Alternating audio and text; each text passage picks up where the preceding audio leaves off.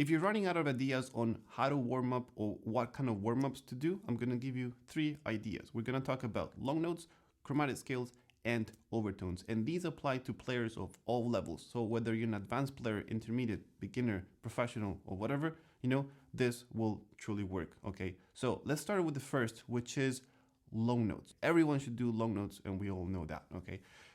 Because it helps you with a lot of things. It helps you with air support to basically strengthen the abdominal muscles and just make the machine work properly, okay? It helps you with embouchure strength, okay, because it just keeps your chops in place. And it helps you in developing your sound because you have the time to really focus on your sound and just think about the kind of sound that you want, okay? So this is how I do long notes. Check it out.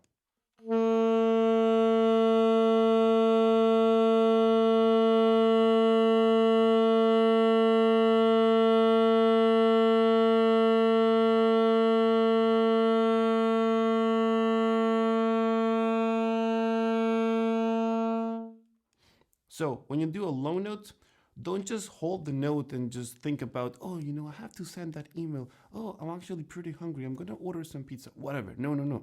When you do a long note, you're actively thinking about the note that you're producing. And the first goal, probably the only goal that you want to have when you do a long note, is to have this note nice and straight, avoiding any kind of wavings or any weird stuff happening. So the straighter the note, the better, okay? Because that means that everything is working here, everything is firm enough in here, and you're producing a great note, okay? Also, when you do a long note, see if you can think about the players that you like, like, for example, I don't know, I like Stan Getz, I like Cannibal, I like Michael Brecker, whatever, See if you can think about the quality of the sound of the players that you like and start to put them into your own note. It's a very abstract thing, but it works, okay? So do that, okay? So long notes are really, really great. A variation on that you can do is you can pick a dynamic and just do the long note at whatever dynamic you want. I'm gonna do long notes on fortissimo. I'm gonna do long notes on pianissimo, and so on, okay? Cool. The second thing you can do is a chromatic scale. You just go up and down the chromatic scale.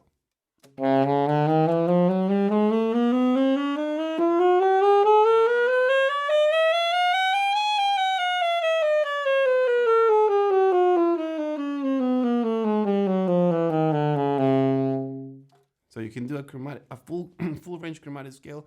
You can do all slurred. You can do all toned. You can mix it up with articulations. Something like this.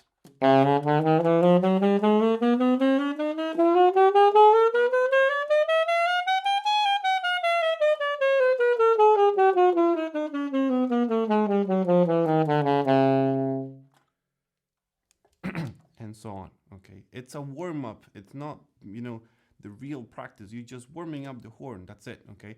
So if you don't know the full range chromatic scale, just do 1 octave chromatic scale. If you don't know the chromatic scale, just do a C major scale. It's okay. Or G major, just some sort of scale that will be fine. Okay, cool. So that's the second thing. Now, the third thing, which is a bit more advanced, at least not so much for beginners, I would say, probably more for intermediate or for people who have a bit more control over the sound, is overtones. Okay, so overtones are so great to develop your sound so quickly, okay? Like I had fever for the past 5 days and my lips were just completely cracked and horrible.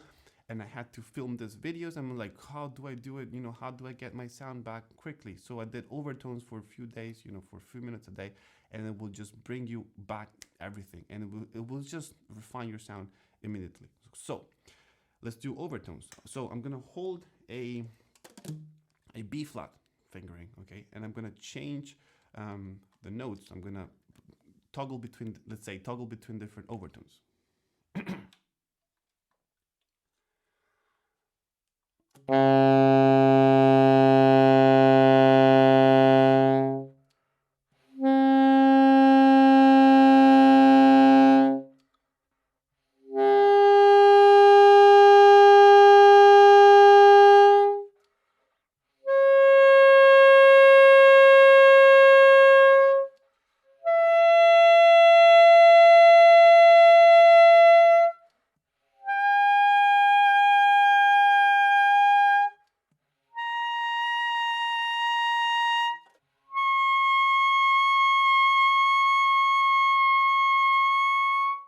Now I did the whole thing up to, you know, Altissimo B flat.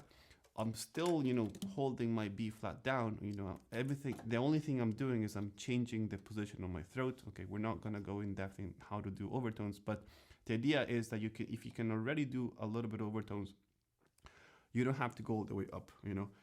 It's okay if you just go up to the F, okay? And just any overtone that you do, be sure that you're in control of that single overtone, okay? Don't rush into wanting to do everything and just want it to go higher, okay? Anything that you do, make sure that you're in control of that, okay? And the sound is great. And then eventually you're gonna move on to the next overtone and try to refine that and then toggle between the two and then make sure that those two are good in control. It's all about being in control rather than, you know, being able to play all overtones in the world badly. Make sense? Okay. So those are the 3 tips. Very simple thing that you can do if you live in a place, you know, where you get winter or your room is super cold. Before you even start to warm up, do this. Check it out. Close your horn. So basically, finger a B flat and just blow air through it.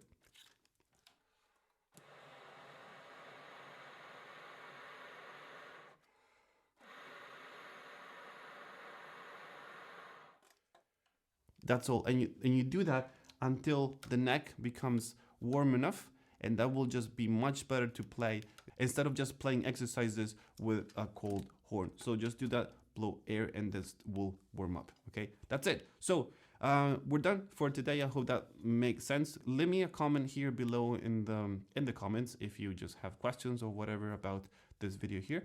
Be sure to check out my free class. The link is here below in the description, and there you will get more tips, more ideas, more exercises on how to play the saxophone with good foundations, good sound, and everything else. Okay, so be sure to check that out in here in the description, and happy practicing, and I will see you in the next video. Oh, don't forget to subscribe. Bye.